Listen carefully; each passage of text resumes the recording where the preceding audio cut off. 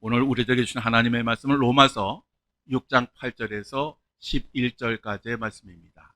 함께 봉독합니다. 만일 우리가 그리스도와 함께 죽었으면 또한 그와 함께 살 줄을 믿노니 이는 그리스도께서 죽은 자 가운데서 살아나셨음에 다시 죽지 아니하시고 사망이 다시 그를 주장하지 못할 줄을 알미로다. 그가 죽으심은 죄에 대하여 단번에 죽으심이요 그가 살아계심은 하나님께 대하여 살아계심이니 이와 같이 너희도 너희 자신을 죄에 대하여는 죽은 자요 그리스도 예수 안에서 하나님께 대하여는 살아있는 자로 여길지어다. 아멘. 예, 자리에 앉아주시기 바랍니다. 오늘은 로마서 6장 8절 11절까지의 말씀을 가지고 만일 우리가 그리스도와 함께 죽었으면이라고 하는 제목으로 함께 말씀을 나누겠습니다. 미국에 레리라고 하는 사람이 있었습니다. 이 사람은 아주 잘 사는 그런 사람이었는데 제1차 세계대전을 통해서 죽음에 대한 두려움을 경험하게 되었고, 그래서 그는 삶의 깨달음을 얻어야 되겠다라고 결단을 하게 됩니다. 그래서 그는 삶에 대해서 배우려고 수많은 책들을 쌓아놓고 읽기 시작했습니다. 그런데 어떤 책도 이 레리의 마음을 흡족하게 해주지 못했습니다. 그래서 인도로 해답을 찾기 위한 여행을 떠납니다. 그러던 중에 히말라야 중턱에서 아주 지혜로운 스승을 하나 만납니다. 레리가 그에게 묻습니다.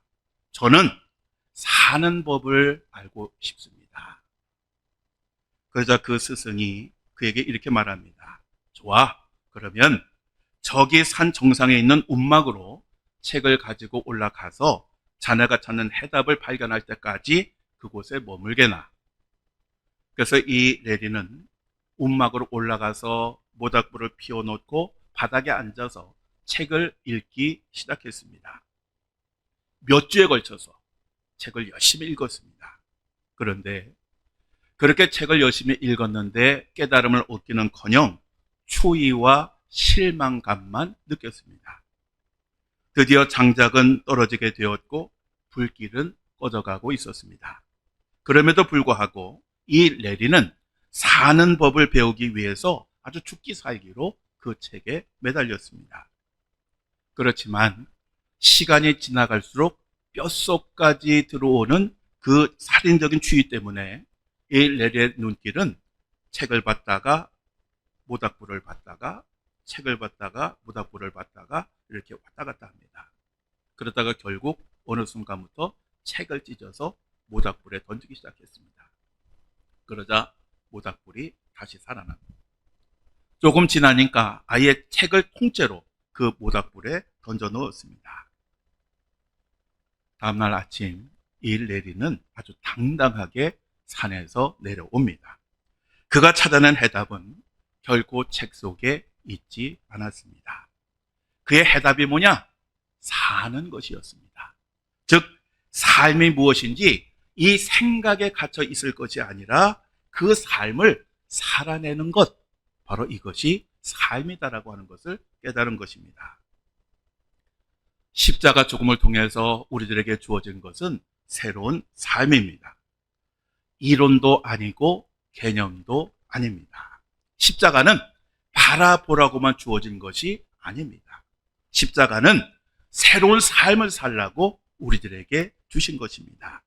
왜냐하면 십자가는 죽음으로 끝나는 것이 아니라 부활의 삶으로 이어지기 때문에 그렇습니다.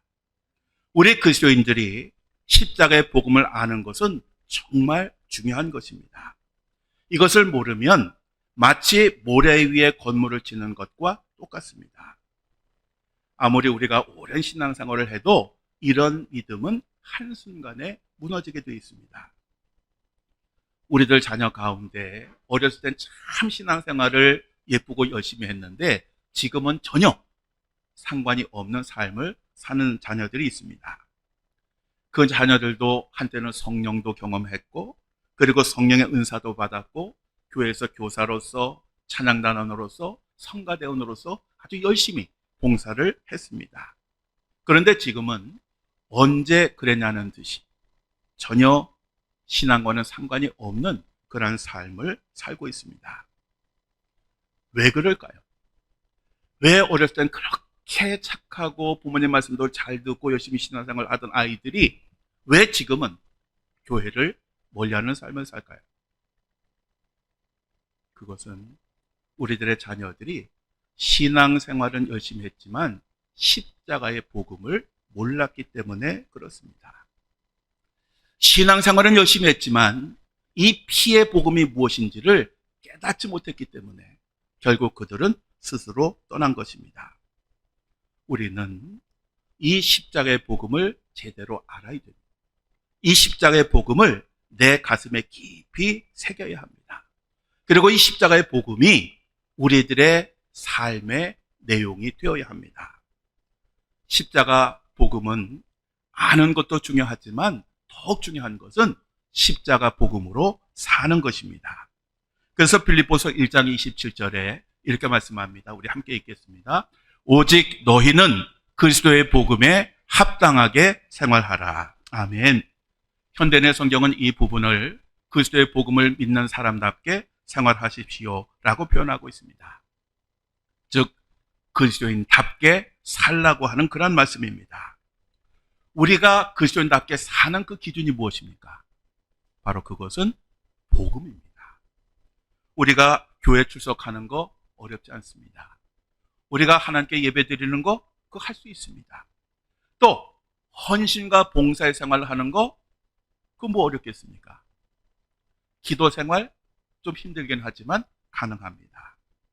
그렇지만 하나님의 말씀대로 살아간다라고 하는 것은 정말 쉬운 것이 아닙니다. 지금도 수많은 그리스도인들이 그렇게 살아갑니다. 어디든 가면 교회가 있고 많은 교인들이 있습니다. 그리고 그렇게 살아가고 있습니다. 그런데 이렇게 수많은 그리스도인들이 세상을 살아가지만 십자가의 복음대로 살아가는 사람들이 얼마나 될까요? 십자가 복음을 안다는 것은 지식을 의미하는 것이 아니라 십자가 복음대로 사는 것을 의미하는 것입니다. 십자가 복음을 제대로 아는 사람이 복음대로 살지 않을 수가 없는 것입니다. 다시 말해서 이 복음을 따라 살지 못한다는 것은 십자가 복음이 무엇인지를 아직 깨닫지 못했다라고 하는 그런 의미인 것입니다. 누가복음 6장 46절에 예수님께서 이렇게 말씀하십니다. 너희는 나를 불러 주여 주여 하면서도 어찌하여 내가 말하는 것을 행하지 아니하느냐. 우리가 복음대로 살지 못한다라고 하는 것은 곧 십자가 복음을 아직도 모른다라고 하는 그런 의미입니다. 물론 지식으로는 알지요. 우리가 왜 모르겠습니까? 신앙생활을 벌써 몇 년을 했는데 성경의 내용도 잘 압니다.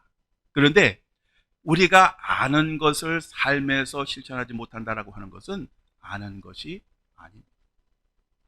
믿음이란 지식이 아니라 행함입니다. 행하지 못하면 그 믿음은 헛된 믿음인 것입니다. 우리가 성경을 열심히 읽고 듣고 배워야 합니다. 그 이유는 우리가 성경적 지식을 늘리려고 하는 것이 아니라 알아야 실천하기 때문에, 알아야 하나님의 말씀대로 살기 때문에 우리가 열심히 듣고 배워야 하는 것입니다. 약 10,000명 정도가 출석하는 교회에 새로운 담임 목사님이 오시는 날이었습니다. 모든 교인들은 들뜬 마음으로 교회 주변에 모여서 이야기를 나누었습니다. 그런데 예배 시간 한 30분 전에 아주 고약한 냄새를 풍기는 거지 한 사람이 교회로 왔습니다.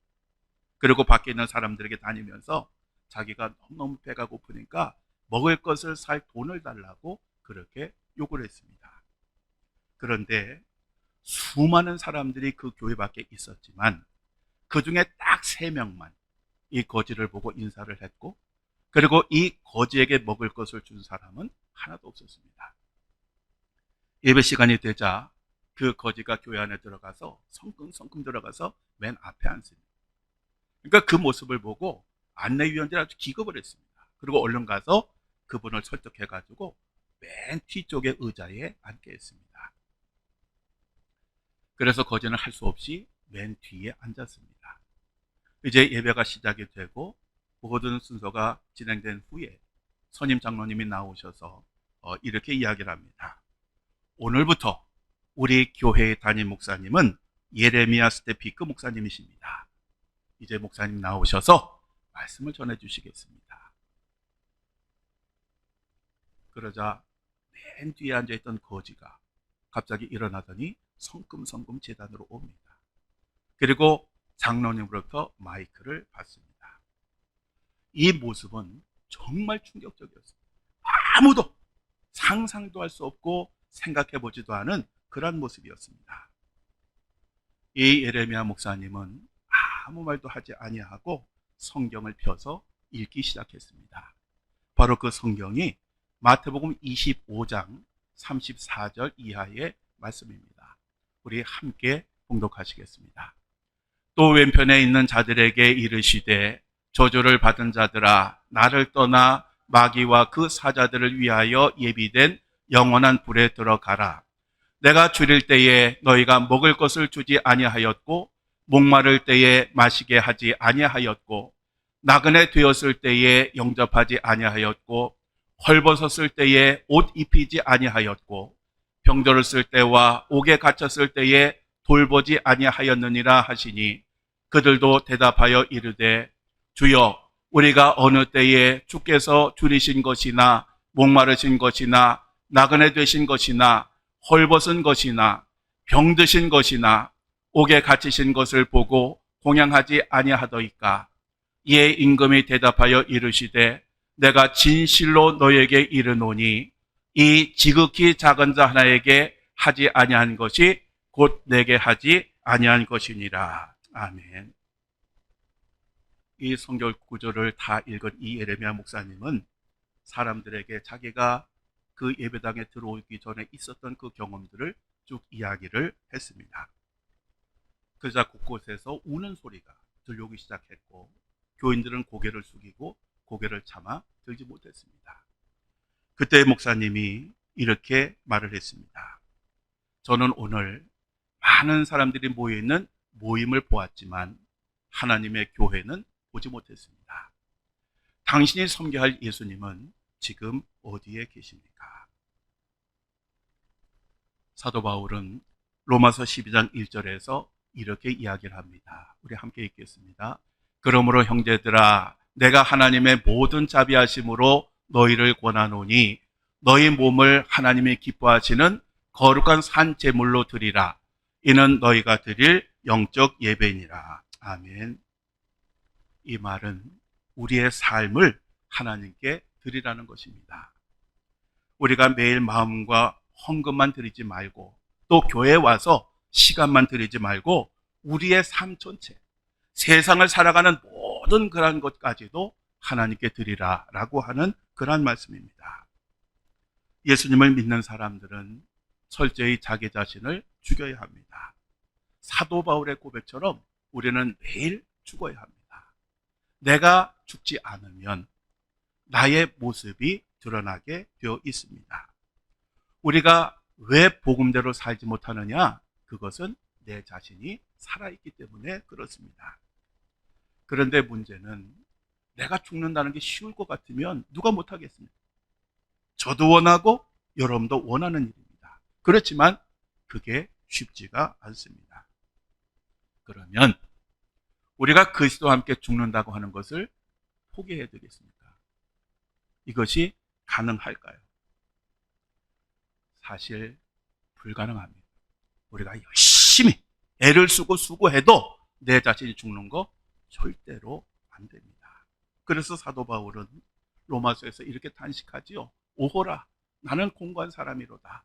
이 사망의 몸에서 누가 나를 건져내랴.